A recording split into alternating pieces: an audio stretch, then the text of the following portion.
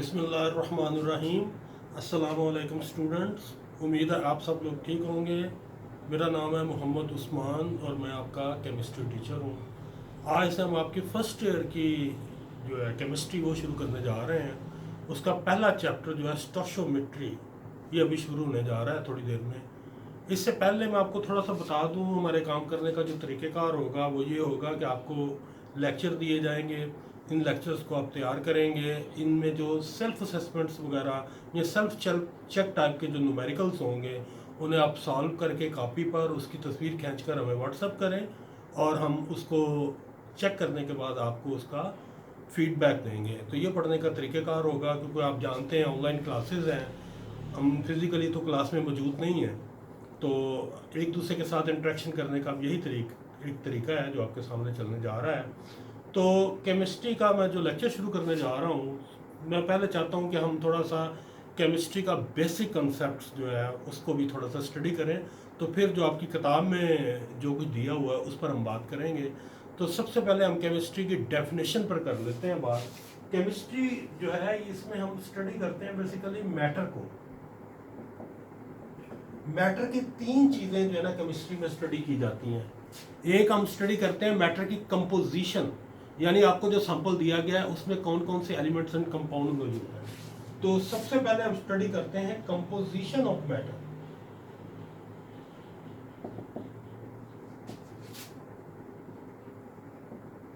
दूसरी चीज जो हम स्टडी करते हैं केमिस्ट्री में वो है प्रॉपर्टीज ऑफ मैटर।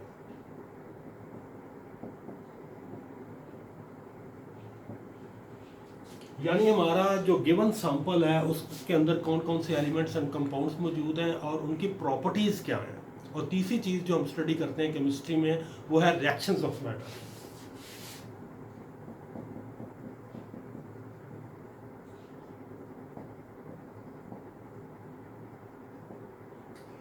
तो chemistry is a branch of science in which we study the composition of matter, the properties of matter and the reactions of matter. और मैटर के बारे में आप जानते हैं, anything that occupy space and have mass is called matter. अब matter जो है ये ज़ाहिर है किसी ना किसी चीज़ के मिलने से तो बना है, तो वो स्मॉलेस्ट पार्टिकल जिनसे मैटर बनता है, जिनके मिलने से मैटर बनता है, उस स्मॉलेस्ट पार्टिकल को हम कहते हैं एटम। मसलन अगर हम ऑक्सीजन की बात करें तो ऑक्सीजन का ज़ाहिर एक इंडिविजुअल जो एटम है उसी से सारे ऑक्सीजन के सारे मॉलिक्यूल बने होते हैं। तो ऑक्सीजन का अकेला एटम है ये। लेकिन आपको पता है कि ऑक्सीजन का अकेला एटम नेचर में फ्रीली एग्जिस्ट नहीं करता, इंडिपेंडेंटली नहीं रह सकता। तो ऑक्सीजन के एटम आम तौर पर आपस में मिलकर O2 बना देते हैं। लेकिन आपके सामने कुछ एटम की ऐसी एग्जांपल्स भी आते हैं जो आप देखते हैं कि वो नेचर में इंडिपेंडेंटली एग्जिस्ट कर लेते हैं। जैसे नोबल गैसेज है, हीलियम है, नियॉन है, आर्गॉन है, क्रिप्टॉन है, जीनॉन है और रेडॉन है। ये जो 6 एलिमेंट मैंने आपके सामने बोले हैं इनको नोबल गैसेस कहते हैं। और नोबल गैसेस का जो अकेला एटम होता है वो नेचर में फ्रीली एग्जिस्ट कर सकता है। तो इसका मतलब ये हुआ कि एटम्स जो होते हैं ये मैटर का स्मॉलेस्ट बिल्डिंग ब्लॉक तो हैं, लेकिन इनकी दो टाइप्स हैं। कुछ ऐसे हैं जो नेचर में फ्रीली एग्जिस्ट कर लेते हैं, कुछ ऐसे हैं जो नेचर में फ्रीली एग्जिस्ट नहीं कर सकते। और यहीं से आप इसकी डेफिनेशन बना सकते हैं। Atom is the smallest particle of matter which may or may not exist freely in nature. ये एटम है। और मॉलिक्यूल, मैं एटम और मॉलिक्यूल में बेसिकली आपको फर्क बताना चाह रहा हूँ। मॉलिक्यूल भी मैटर का स्मॉलेस्ट पार्टिकल होता है, लेकिन वो नेचर में फ्रीली एग्जिस्ट करता है। ये ज़रूरी नहीं है कि वो नेचर में फ्रीली एग्जिस्ट ना करता हो। जैसे ये जो एग्जांपल मैंने आपके सामने ऑक्सीजन की रखी है, इस एग्जांपल में एटम ये है O, लेकिन O2 जो है ये मॉलिक्यूल है, क्योंकि अकेला O नेचर में फ्रीली एग्जिस्ट नहीं कर सकता। वो किसी दूसरे ऑक्सीजन के साथ मिलेगा या किसी दूसरे एलिमेंट के साथ मिलकर कोई मॉलिक्यूल बना देगा। तो अकेला ऑक्सीजन का एटम चूंकि नेचर में फ्रीली एग्जिस्ट नहीं करता, तो ये एटम है और ये मॉलिक्यूल है। और ये डेफिनेशंस जो होती हैं ये थोड़ी सी ओवरलैप भी होती हैं। आप जानते हैं कि नोबल गैसेस के केस में एटम और मॉलिक्यूल सेम होते हैं। मतलब मैं एग्जांपल लेता हूँ हीलियम की। ये हीलियम का एक एटम है और हीलियम का अकेला एटम ही नेचर में फ्रीली एग्जिस्ट कर सकता है।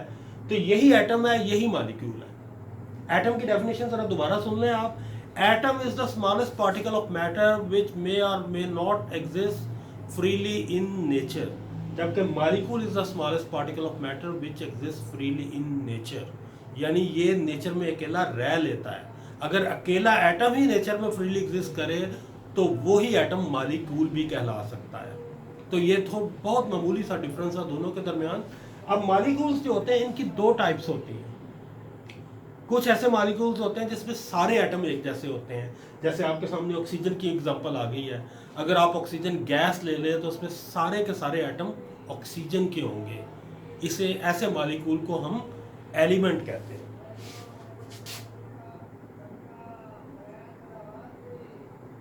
ये पहली किस्म है मालिक्यूल की। ऐसा मालिक्यूल जिसमें तमाम एटम एक जैसे हों उसे कहा जाता है एलिमेंट। और अगर किसी मालिक्यूल में एक से ज्यादा तरह के एटम हो तो उसे कहा जाता है कंपाउंड। ये दूसरी टाइप है इसकी, दैट इज कंपाउंड। इसकी एग्जांपल मैं आपको दे सकता हूं। ऑक्सीजन की एग्जांपल तो O2 आप कह सकते हैं, क्योंकि ऑक्सीजन में सारे एटम ऑक्सीजन के होंगे। लेकिन कंपाउंड की आप एग्जांपल दे सकते हैं वाटर। आप जानते हैं वाटर के अंदर दो तरह के एलिमेंट मौजूद है, हाइड्रोजन भी मौजूद है, ऑक्सीजन भी मौजूद है। तो ये एग्जांपल है कंपाउंड की। तो मैंने आपको ब्रीफ सी इंट्रोडक्शन दे दी है केमिस्ट्री की, मैटर की, और ये जिन डेफिनेशन से आपका बार बार वास्ता पड़ता है, एटम, मॉलिक्यूल, एलिमेंट और कंपाउंड, चारों के अंदर मैंने आपको डिफरेंस जो है वो बता दिया है। ये जो दोनों टाइप्स हैं, ये दोनों टाइप्स मॉलिक्यूल की हैं। ठीक है, अब मैं आपकी किताब की तरफ आ रहा हूँ। जो आपकी किताब में जो कुछ दिया हुआ है, अब हम उस पर जरा बात करते हैं।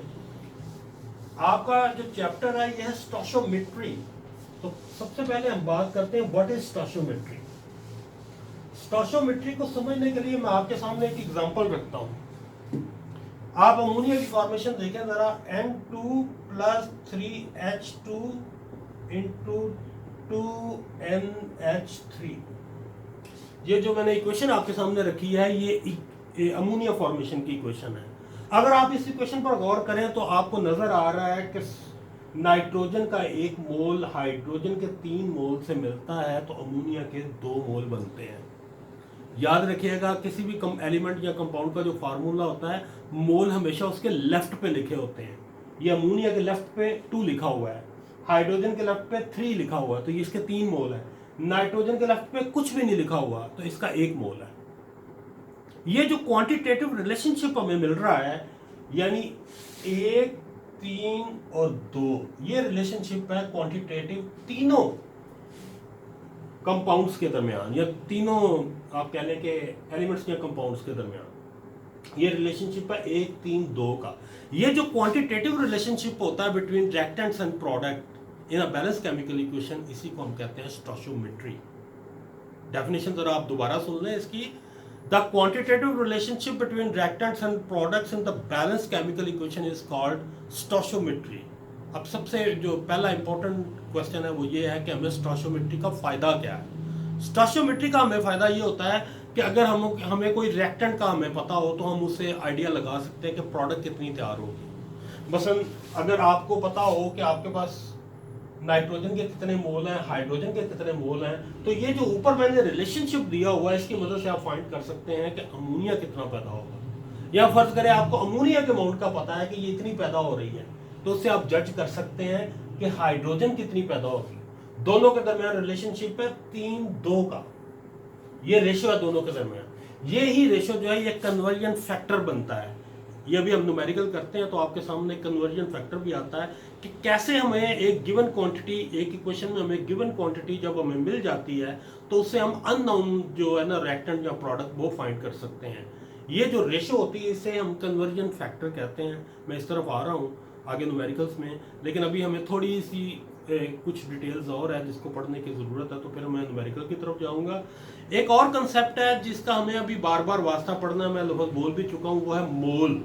तो पहले आपको ये पता होना चाहिए व्हाट इज मोल। मोल है बेसिकली किसी भी एलिमेंट या कंपाउंड की एटॉमिक, मॉलिक्यूलर या फार्मूला यूनिट मास को जब हम ग्रामों में एक्सप्रेस करते हैं तो उसे हम कहते हैं मोल। मसलन सोडियम क्लोराइड की फार्मूला यूनिट मास है 58.5 AMU। ये इसका यूनिट दिया हुआ AMU यानी एटॉमिक मास यूनिट। अगर आप इस यूनिट को हटा के ग्राम लगा दें तो ये सोडियम क्लोराइड का एक मोल बन जाएगा, यानी सोडियम क्लोराइड का एक मोल होता है 58.5 ग्राम। इसी तरह एक और एग्जांपल ले लें आप, ऑक्सीजन की एग्जांपल ले लें। O2 का जो मॉलिक्यूलर मास होता है वो होता है 32 AMU, और ऑक्सीजन का एक मोल होगा 32 ग्राम का। तो मोल की डेफिनेशन क्या होती है जी? किसी भी एटम की एटॉमिक मास, किसी भी मॉलिक्यूल की मॉलिक्यूलर मास, या किसी भी आयनिक कंपाउंड की फार्मूला यूनिट मास, इसे जब हम ग्रामों में एक्सप्रेस करते हैं तो इसे कहते हैं मोल। और किसी भी चीज का अगर आप एक मोल लेते हैं तो उसमें नंबर ऑफ पार्टिकल्स जो होते हैं ये हमेशा कांस्टेंट होते हैं। इस तादाद को कहते हैं 6.022 × 10⁻23। ये जो नंबर है इस नंबर को हम कहते हैं एवोगैड्रोस नंबर। मैंने अभी लफ्ज बोला है कि आप किसी भी चीज का एक मोल ले तो उसमें नंबर ऑफ पार्टिकल्स इतने होते हैं। पार्टिकल का लफ्ज मैंने आपके सामने इसलिए बोला है कि अगर आपने कोई एटॉमिक कंपाउंड लिया हुआ तो उसके एटम लेने हैं आपने। अगर आपने कोई मॉलिक्यूलर कंपाउंड लिया हुआ तो उसमें इतने मॉलिक्यूल होंगे, और अगर आपने कोई आयनिक कंपाउंड लिया हुआ तो उसमें इतने फार्मूला यूनिट होंगे। इसलिए आप कह सकते हैं कि किसी भी चीज का आप एक मोल लें तो उसमें नंबर ऑफ पार्टिकल हमेशा इस तादाद के बराबर होते हैं, यानी 6.022 × 10⁻23, और इस तादाद को हम कहते हैं एवोगैड्रोस नंबर। ये रिलेशनशिप है मोल और एवोगैड्रोस नंबर में। यहां से मैं एक और डेफिनेशन मोल की बना सकता हूं। अगर आप किसी भी चीज के इतने पार्टिकल लें और उनकी मास जो होती है वो होती है 1 मोल, यानी अगर आपने फर्ज करें ऑक्सीजन के लिए हुए इतने मॉलिक्यूल 6.022 × 10⁻23, अगर आप इसके इतने मॉलिक्यूल लेते हैं तो इसकी मास आएगी 32 ग्राम। ये भी एक डेफिनेशन मोल की जाती है कि किसी भी एलिमेंट के या कंपाउंड के या मॉलिक्यूल के आप एवोगैड्रोस नंबर ऑफ पार्टिकल लें, उनकी जो मास होती है वो मोलर मास कहलाती है, या आप उसे मोल भी कह सकते हैं। अब मोल को फाइंड करने का एक फार्मूला भी मौजूद है, क्योंकि न्यूमेरिकल्स में बार बार फार्मूला यूज होने हैं, तो मैं आपके सामने वो फार्मूला लिख देता हूँ। किसी भी चीज के मोल्स आपने बनाने हो तो उसकी जो मास होती है उसे हम डिवाइड कर देते हैं मोलर मास से। ये फार्मूला है, ये आप नोट कर लें। Moles is equal to mass over molar mass, ये आप नोट कर लें। तो मैं न्यूमेरिकल शुरू करने लगा हूँ आपके सामने। यहाँ सबसे पहले हम करने लगे हैं सैंपल प्रॉब्लम 1.1, ये पहले करने लगा हूँ।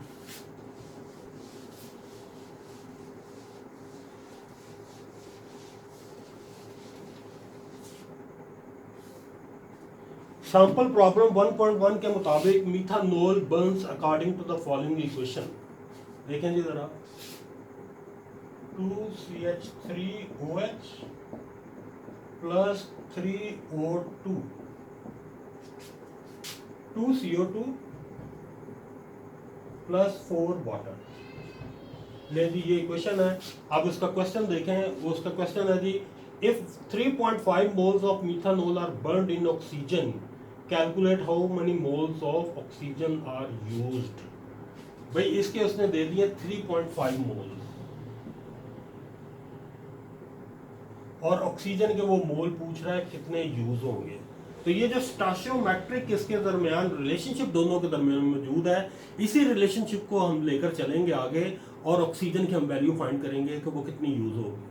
अगर आप इस इक्वेशन पर गौर करें तो दोनों के दरमियान जो रिलेशनशिप है वो 2-3 का है। लिहाजा लिख लें पहले इनको, दोनों को, CH3OH, दरमियान में रेशो का निशान डाल लें और इधर लिख दें O2।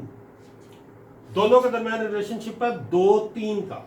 इसके 2 मोल है इक्वेशन में और इसके 3 मोल है, तो दोनों के दरमियान रिलेशनशिप है जी 2-3 का। अब आप इसे यूनिटी में बदलें। जब आप इसे यूनिटी में बदलेंगे तो 2 जो है ये 3 के नीचे आ जाएगा। ये आपका कन्वर्जन फैक्टर डेवलप हो गया। इसकी मदद से अब आप ऑक्सीजन की अननोन अमाउंट निकालेंगे जो उसने न्यूमेरिकल में दी हुई है आपको। न्यूमेरिकल में उसने बताया कि मिथाइल अल्कोहल के 3.5 मोल यूज होंगे, तो अब आप 3.5 से मल्टीप्लाई करें।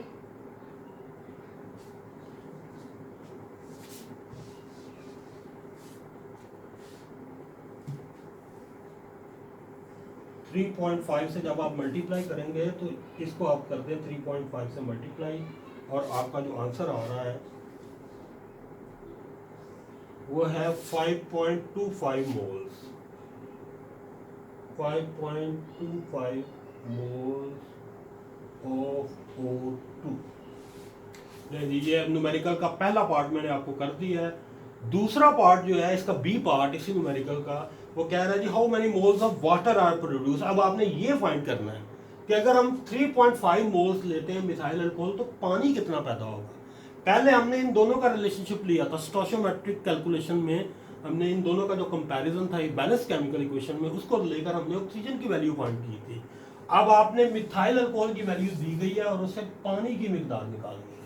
करने का तरीकाकार इसका बिल्कुल वही है जो मैं पहले कर चुका हूं। अब आप मिथाइल अल्कोहल के साथ वाटर लिखेंगे ऑक्सीजन की बजाय।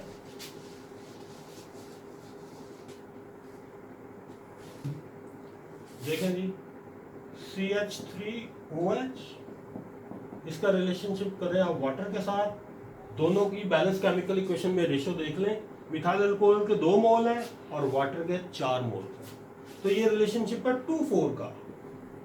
और अगर ये 1 हो तो 4/2, और अगर ये 3.5 हो तो 4/2 मल्टीप्लाई 3.5, ये आपका आंसर आएगा 7 मोल्स ऑफ वाटर। पानी के 7 मोल्स पैदा होंगे। ये आपका न्यूमेरिकल जो है पहला सैंपल जो प्रॉब्लम है 1.1 ये क्लियर हो गया है। मैं आगे जा रहा हूँ। आगे सेल्फ चेक आ रही है 1.1, ये अमोनिया फॉर्मेशन के ऊपर है। ये आप लोग करेंगे परफॉर्म करके मुझे जरा व्हाट्सएप कीजिएगा। आगे चलते हैं हम। आ गया जी sample problem 1.2। Iron can be produce from iron ore Fe2O3 by reacting the ore with carbon monoxide. Carbon dioxide is produced in this reaction as by product. What mass of iron can be form from 425 gram of iron ore. तो सबसे पहले आपको equation लिखने की जरूरत है। Equation के बगैर हम ये कर नहीं सकते। स्टोइचियोमेट्री की डेफिनेशन पढ़ाते वक्त मैंने आपको बता दिया था कि बैलेंस केमिकल इक्वेशन से आपने रेशियो निकालनी है, जिसकी मदद से आपने न्यूमेरिकल सॉल्व करने हैं। तो मैं पहले इसकी इक्वेशन लिखता हूं।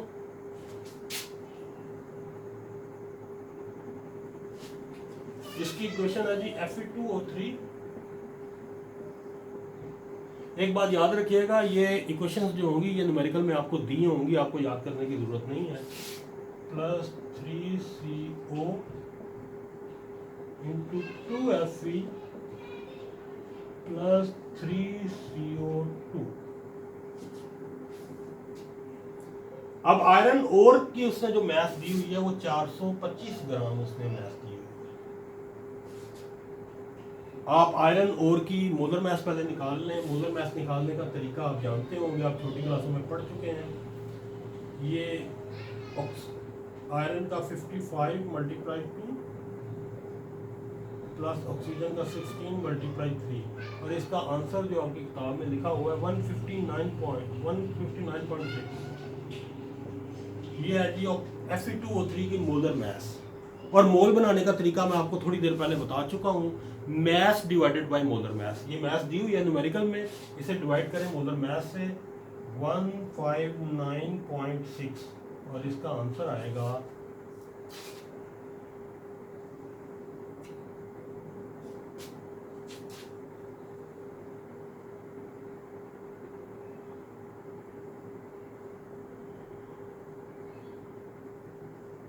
2.66 मोल्स।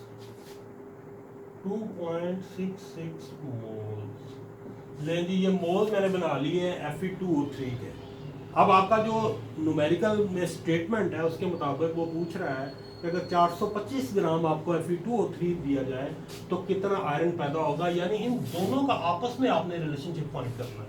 तो इनको जरा ज़्यादा लिख लें आप, Fe2O3 ratio Fe। Balance chemical equation में इनके दरमियान रेशियो देखें जरा क्या है।